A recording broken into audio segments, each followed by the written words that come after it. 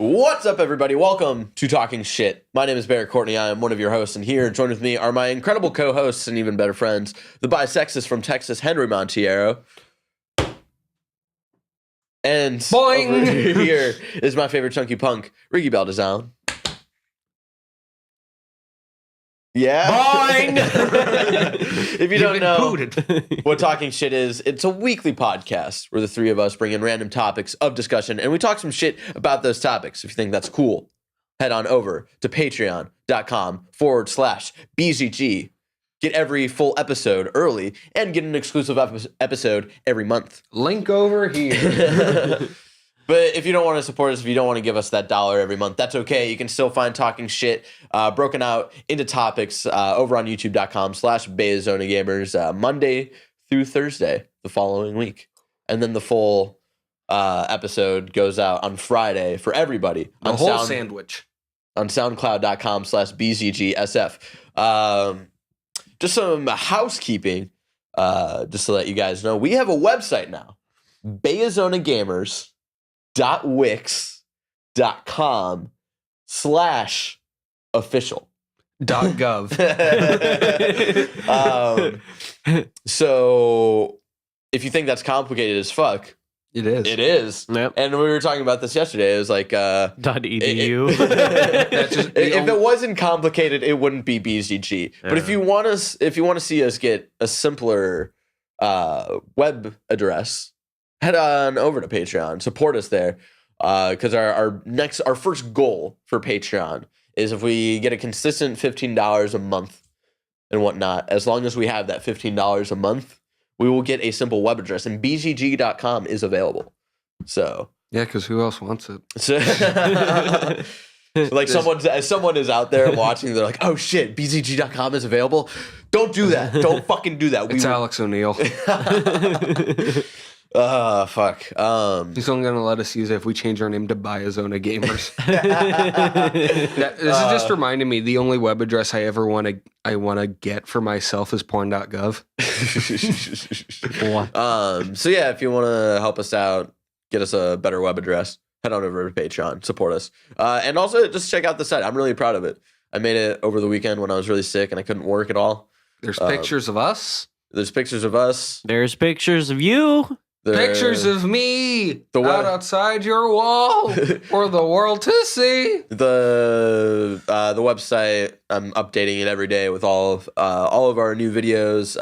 It was also really cool. I got to embed Talking Shit like playlists, so it has like all of like the full episodes of Talking Shit on like the front page. Nice. It has an about page. I was really proud of like typing up all the about stuff for us. And set like I have like all the pictures that we like took from like downstairs with all of us like underneath like our names, and for 7 I just have like a mystery man like question mark thing. I'm really proud of that. You should put a glove in. I still haven't been able to go on it because it looks weird on my phone, and I wanted to see it like the phone, because the cool thing about Wix is that you can edit how it looks on your computer and on the phone separately. I was surprised that it had like the mobile version though. Yeah, I was like, what? Yeah, that was really cool. So I still got to do some touch-ups on that. But it also just might be because you have a dumb Android phone. I have a dumb Android phone. It makes it look like the Tumblr app thing where everything's just kind of stupid. So this isn't the first topic.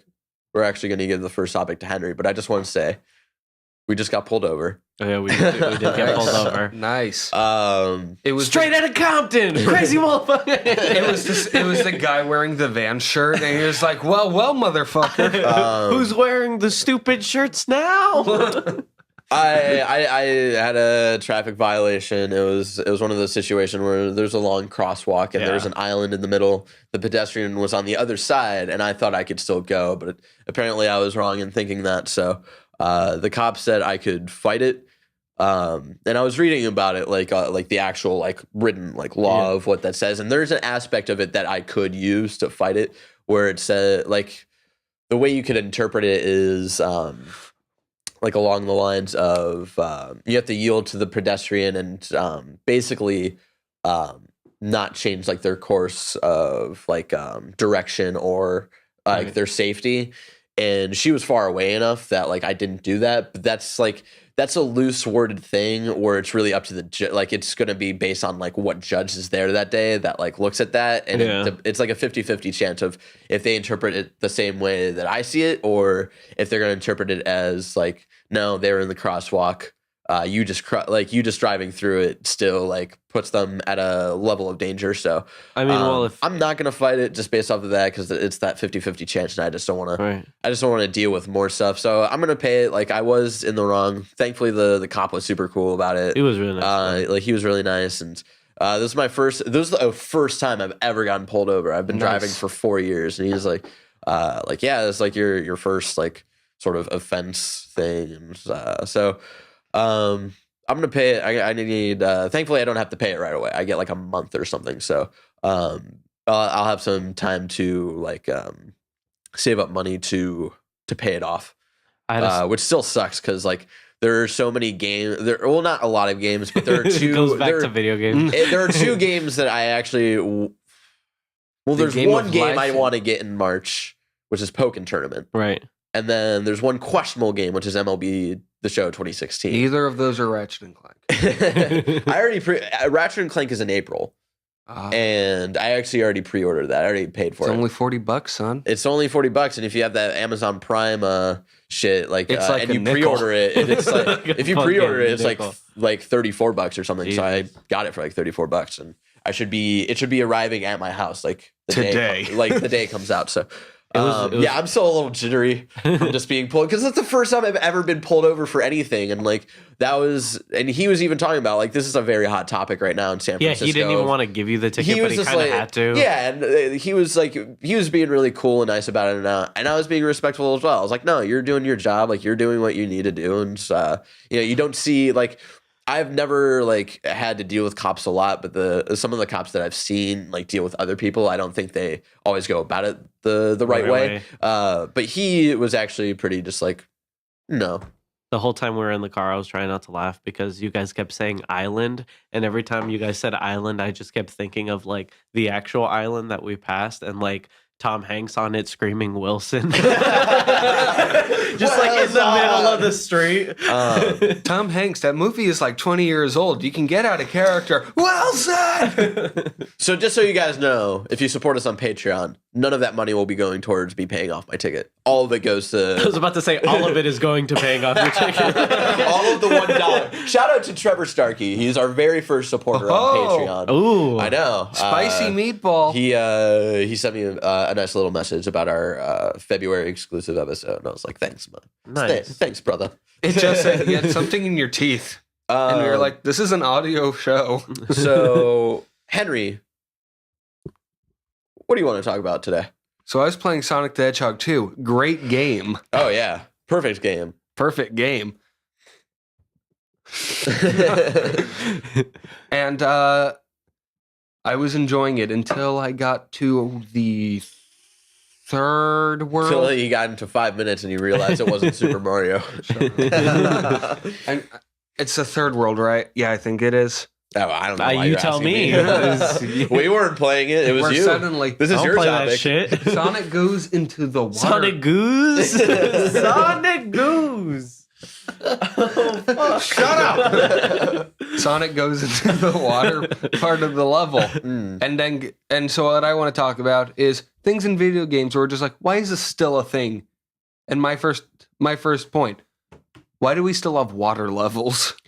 I mean, it's always been like an aspect of a game that people have always tried to hit, and even right off the bat with like Super Mario Brothers, like that first one of a water level, it just doesn't feel right. Like, Yeah. there's something about it that like there are some water levels in video games that I actually think like nail it, like Shovel Knight to an extent of. You still fall just like not as slow. You're not like floating or anything. It's like lower gravity. It's like lower gravity. You still fall to the surface. You jump a little higher, and that's actually one of the few water levels that I don't hate. But for the most part, yeah, like whether it's in 2D or 3D, a lot of like water levels, I'm just like fuck.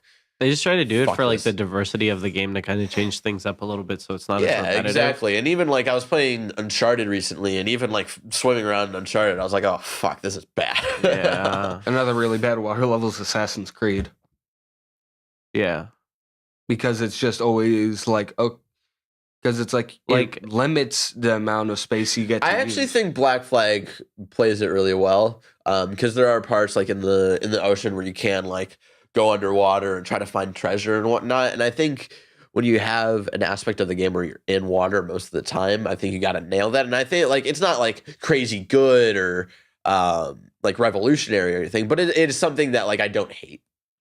I think it's okay. I mean, the one thing that I hate about the water levels in Black Flags specifically is when you actually have to like go into the shipwrecks to get the chests, and then you try to like turn out of it, and you end up getting caught, and then there's like an eel over here, and then there's a shark right there, and so it's like, what the fuck? Just what do you want me to do? One of the weird things, like Assassin's Creed is very guilty of this, is like when mechanics when mechanics don't feel right and feel good. It's just like we're in 2016 and like or last year 2015 with like their most recent game. It's like the traversal of this game still doesn't feel up to par with like other sort of parkour like games. Like, why can't you guys get it right? And hopefully, since they're taking the year off with Assassin's Creed, so they can finally like try to hit the nail on it as they run Far Cry to the ground. You know? Which I finally saw gameplay for the first time. For Primal. Yeah, it looks stupid. it doesn't look terrible, but it just it looks like more Far Cry 4 just without guns, and that doesn't interest me because like Far Cry, just I need guns in that game. So that's like one of the fun parts is customizing and stuff like that. Something that not like in general for video games, but something that I was thinking about this morning was I really hate in Smash Brothers, like this specifically just for Smash Brothers, why there are so many fucking Fire Emblem characters. Like, why are there? Why the fuck do we have like I can explain like 6? Like, what is it? Like 6 or like 7 Fire Emblem characters? Yeah, it's 6 because you have Marth, Robin. You have Marth, Robin, Ike, Lucina, Roy, and Corrin. Like Marlo. I would understand if they were in Smash Brothers if they were also in Mario Kart, but here's the thing: they're not. Oh my god, I want those characters in Mario Kart. So, but it puts up that like argument of like if they're not in Mario Kart, why should they be in Smash Brothers? You know, like yeah, they are a Nintendo property and whatnot, but like they all fight the same. Like I can understand if you had like one. You know, right? But to have that many is like a bit ridiculous. Well, here's fucking ridiculous. It takes away from room from like the characters that you do want on there, like Shovel Knight. People make the argument of, we're trying to appeal more to the Japanese audience and whatnot. It's like you still, again, you don't have any of these characters in Mario Kart 8, and that is like the most successful thing on the Wii U. So, and a lot of that market is in Japan. So why, like, obviously that one works out well. Why do you need to add? Neither is Cloud. But you know, Cloud like a lot of the characters. I get what you're trying to say. Like a lot of the characters on there aren't from Mario Kart, and that's true. But to have fucking 6, I can explain why each of those characters are in there. Why? So Martha's in there because he's been a character since Melee. Okay. Right. So that's fine, and he's always been a popular tournament character. Okay. They kept Ike because he was in the last one. Yeah. Okay. Like if that's not much of an explanation. It's not much. I get rid of Ike because it's just like, okay, he was in the last game because you were promoting Radiant Dawn at the time. You can get rid of him now. Robin and Lucina are in there because they were both part of the most recent Fire Emblem game at the time, Awakening. So just to kind of keep it updated with Fire Emblem, with the newest one. Yeah. Except with Lucina, you really should have just made an alternate skin for Marth because they play the exact same, just differences in the sword. But see, in that case, why not have those 3 and then make room for other characters? And then with Roy, they brought him back because people were sad he wasn't in Brawl after he was in Melee. So it was just like, same reason they brought back Lucas, really. Yeah, well, we all want Shovel Knight in there. They haven't put Shovel Knight in there, so why? Yeah, they're never going to. Yeah, like if Shovel Knight's ever going to be in Smash Brothers, it's going to be like the next one. Yeah, yeah. So why? Because they've stopped supporting this one. So why go to that extent to satisfy the Fire Emblem fan base specifically instead of putting the three main ones, keeping them happy with that, and then putting more characters in? I would have limited it to just Marth and Robin. Yeah, that would have been fine. Robin, because Marth is the OG. And obviously. Robin's the only one who plays differently. I haven't played Corrin, so I don't know. So something in general that like annoys me about video games, specifically video games nowadays. This never So many big titty anime girls. Street Fighter. There wasn't a lot of this in the early day for games. Was when games unnecessarily hold your hand too much. And this is about Toriel, isn't it? The main contender, the main game that's guilty with this is all the Batman Arkham games. Right. Like 10 hours into this fucking game and you're still telling me how to glide. Like I think I should fucking understand that now. Yeah. Like all of these games that keep reminding you simple mechanics, like Batman Arkham is not a hard game to understand. Press X to jump and hold it to glide, square to do to punch. And if you really need to fucking remember, that's why there's a pause button. Yeah, that's why there's a pause button and it shows you all the map of the buttons, you know? And like that always fucking frustrated me with all of the Arkham games. Skyward Sword. Don't bring that up. Skyward Sword isn't a game. It's a simulator for It's a bomb bowling. It's a bomb bowling simulator. But that was the weird thing but there's got to be a good in between, because I was playing the Division beta and I wrote about this a little bit in my article about the Division. Was there are some games that within the first couple of hours, like after the first time they explain to you how to play the game, they don't remind you at all. And that's something like I don't think I fully agree with, especially for a game like the Division where there's so many fucking mechanics. Where pressing the left D-pad has like 3 different like things that you can do with it. Right. And so like I think for like the first hour or something, you should try to like remember, like remind people of like how to do this and whatnot. Like I had to look up how to throw bombs. Right. Last week we had a Division Let's Play go up, and the entire time I had no idea how to throw bombs, and I had to look up how to do it. And it was just like I remember vividly how they explained it. And the way the person I read on the online, like how they explained it, I was like, they did not say that shit at all. Like they did not explain that well. So there's got to be like a good like in between, you know. Someone doesn't know how to bomb bowl. No, I get what you mean though. There has to be an in between where you're not holding your hand the other way and not completely leaving them just off the fucking cliff either. Yep. Whether that's like relying on the pause menu or at least doing it for the first hour and letting the person know, or even like if the game keeps like realizing that you keep fucking up, then remind you like, you remember this? Yeah, exactly. Remember this, son? But not like Arkham where it just shows up no matter like even if you're just started to glide or something. It's like even if you are gliding, it'll be like, hey. Here's Keep how you doing glide. it. Here's how you glide. You're doing good, son. But there's some games where it might be a little necessary. Like I was playing Uncharted, and the action button is triangle, but it's not super obvious when you can interact with certain items. So like because picking it's up not and switching weapons and stuff. Picking up, well, not switching weapons, but like But yeah, like picking up ammo, it's like not as obvious where ammo is sometimes, but also just like picking up like objects, like the treasures or whatnot, or like going onto the speedboat. I was playing that speedboat thing last night. It's fucking awful. So like those things are few and far between. So when you get to those, like it's a good reminder. But seriously, in a game like Batman Arkham, where you're gliding every fucking 5 minutes, why do I need a constant reminder of how to glide? Like I should not get a fucking minute reminder every other minute of how to use the core mechanics. Right. Yeah. So that's like every time you run under a block in Super Mario Brothers and it tells you press A to jump. So it's just like, no, shut up. Something else that frustrates me a little bit, and this was something I was experiencing with Uncharted, is cutscene integration, specifically when you customize your character. Of like when you beat like certain portions of Uncharted, you can unlock like you were playing as the Donut Man, weren't you? I checked it out for the first time during one of the Let's Plays I recorded, and I thought he was just going to be in the shape of a donut, but it disappointed me when he was just fat. And I was like, oh, I wanted him to be a donut. Like he's like the Homer. That's what I was thinking. I was thinking about the Homer head, but his whole body was just like a donut. But that would have been great. But what I choose, I really like the Naughty Dog shirt, like the baseball. You would team. never get shot. Missed me. So like I really like that Naughty Dog shirt, but then like you go into cutscenes and And then he goes back to his regular shirt. And don't tell me it's the fucking like, oh, it's the limitations of the hardware.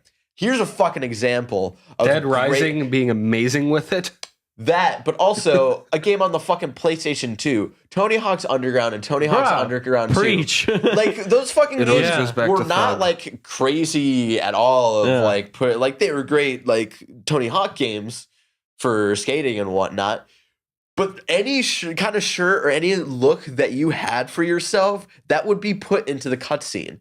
But that was also back in the time before they made individual, or I think just the way Tony Hawk did it was they wouldn't make the scenes in a different like engine or anything. Like all of that was like in engine, and that's something you're seeing with like Arkham Knight now. It's like I think any costume you wear as Batman, like you see in the cutscene because it's all in engine. So I think that's just something that frustrates me. Unless you have like a simple, like a different, unique art style that you want for your cutscenes.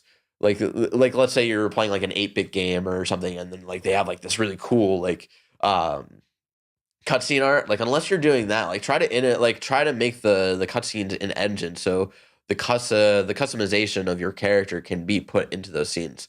Because it sort of takes me out. It's not like a huge thing, but whenever it happens, I'm like, it kind of takes you out of the experience of being that character. Yeah. Like I Arkham even did it with Knight, where there's 3 different kind of modes in the game where like there's like the gameplay, there's like the in between for cutscenes and gameplay where like the resolution isn't like really high up or anything, and then there's like the movie type cutscenes. Where I remember playing through it the second time with that kind of like that red and black, like the red eyes, that like Justice League thing. And for the most part, he would have it. Yeah. But then once they hit like the helicopter scene where like they blow up the bridge. Where you first see Arkham Knight for the first time. Like I do remember that. He doesn't have the suit on or anything, and that kind of takes me out of like. But like the first time, I think like at the very beginning of the game when you like fly to meet Gordon. Yeah. Like when there's certain, and that's I do remember that now. Yeah, there's like 2 different types of cutscenes. There's kind of like the in between where you can like the in game sort of. And then there's like the cinematic, like pre-rendered, whatever. Enough of that. So that's what throws me off. Another thing I really hate is when I play a game and the cutscenes aren't skippable in any way. Aren't? Or you have to go through it no matter what. Yeah. My biggest thing with that is Wind Waker, where you have to go through the whole beginning and you can't like skip it whatsoever. Yeah. That specifically pisses me off. Like I played through Order 1886. Okay. And so that's a 6.5 hour game. Half of that is cutscenes. Yeah. Because like, and you can't skip any of them. Because then you're missing the game. But another one that I'm playing right now where you can't do that is Infamous Second Son. Oh, right. And I don't remember that as well. But I remember when you let me play I think it's just because I spent most of my time just clearing the map and not really paying attention to the story. I remember when you let me play it when you were going through it, it wouldn't let me skip, and I was getting frustrated because I didn't care about the story at that point either. Yeah, guys, who the hell's Delvin? I want to fight I want to blow up a camera. A big issue for me with games is how much things are getting put into DLC instead of just in game.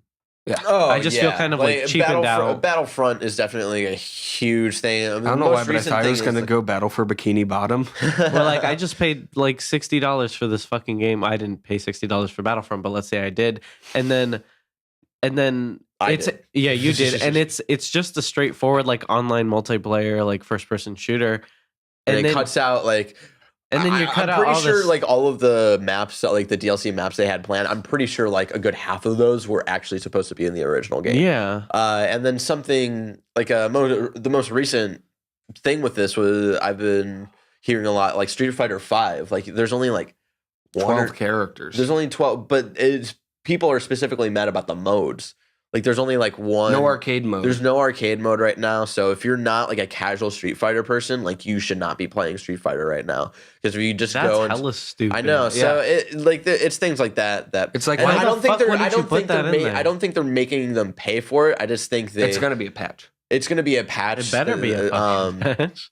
I mean, people it's have like, been speculating that they wanted the game out before the next like big Street Fighter tournament because they wanted to play it like on next gen consoles and not have to play it like on PS3 and all that stuff for like with the old Street Fighter or whatever. So I can sort of understand that to an extent. Another thing where that happened recently, Rock Band 4 came out with no practice mode and no online, which was dumb. There's 3 types of games. Rock Band 4 in general is dumb. I think there's 3 types of games that shouldn't have gameplay or shouldn't have gameplay at all. Shouldn't have games at all. Those are called animated movies. 3 types of games that shouldn't have DLC at all, but are always going to have DLC because they can make a lot of profit off of it. Okay. Games like Rock Band and stuff, they're always going to have DLC, but I don't just think because of songs. Yeah, but I don't think they should.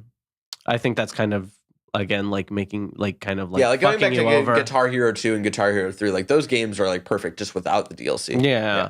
But then a lot of like the good songs now are all DLC. Yeah. And that kind of sucks. The other one is like Lego games that I hate that like Lego Dimensions is like a I wouldn't call that DLC because like I'm not there's talking a difference about that, between though. like DLC and like Toy to Life. No, that's fine. I like that because then I get to collect Legos as well. That's fine. I love that. The thing with like normal Lego games like Lego Avengers or Lego Batman 3 where they had a shit ton of like characters and costumes and stuff all in DLC and it's like I want to be able to unlock all this stuff. Yeah. And then you play through the game and then there's barely anything to unlock and you realize it's all fucking DLC. Yep. And then the other thing is online multiplayer shooters and stuff. Why am I going to I just paid $60 for this straightforward game that I'm barely going to play because it's just online and you're going to put all the good shit if anything crap on DLC and then make me want to pay for it. Something that frustrates me, like I don't know if there's a good solution, but just paying for playing on multiplayer in general. Yeah. Because like you're seeing a lot of games now that are doing that where it's online only and like Rainbow Six Siege and Star Wars Battlefront, and then you got to pay more to just be able to play the game. So like I don't know, like it's the worst. I don't know if there's a good solution to it, but I think it's something that should be looked at and improved in a way. Right. The worst online multiplayer with no matchmaking. Where it's like I don't understand why people always forget to do this. It's important for like if you're playing like a first person shooter or like something like Rocket League, like they make these games where it's like they throw everyone into a big pile for multiplayer. Yeah. They don't even try to go like, okay, you're at this skill level, you're at this skill level. No, you can do ranked matches in Rocket League. Yeah, Rocket League's different. That's been a thing. I was just thinking about like, but like Battlefront, they throw you in it with everybody, which always ends up like, hey, this is Battlefront, cool. I get sniped at. The biggest issue I'm finding with stuff like that is going through Elder Scrolls Online right now, where like I'm finding the biggest problems is in like it's an MMO, so I can't expect a lot of limitation, but I think there still should be when it comes to ranking and stuff like that and skill level. Yep. Like they let you just do anything, and I find myself running into missions that I can't even complete because of the skill level I'm at. So I have to like dig through all these missions, go through all of them, and try to find which ones I have the skill level for and can finish, so I can make some kind of progress and go back, and then it's just this tedious fucking process. And then you're just yelling about apples and Pride and Prejudice for a while. Exactly. And then on top of that, kind of to go back to pricing and paying for shit, they changed it so you don't have to pay to play ESO. You just like pay your PS Plus and then you get to play it. That's fine. That's great. That's what I like about it. They have a lot of shit in there, but they have all of this, again, more DLC that you have to pay for. And then it's like, you can get all the DLC plus more if you get like this $20 a month like Elder Scrolls Online Plus membership. Well, that's your fault for like, getting Elder Scrolls Online. It's like, well, why the fuck am I going to do that? Play RuneScape like a normal cool kid.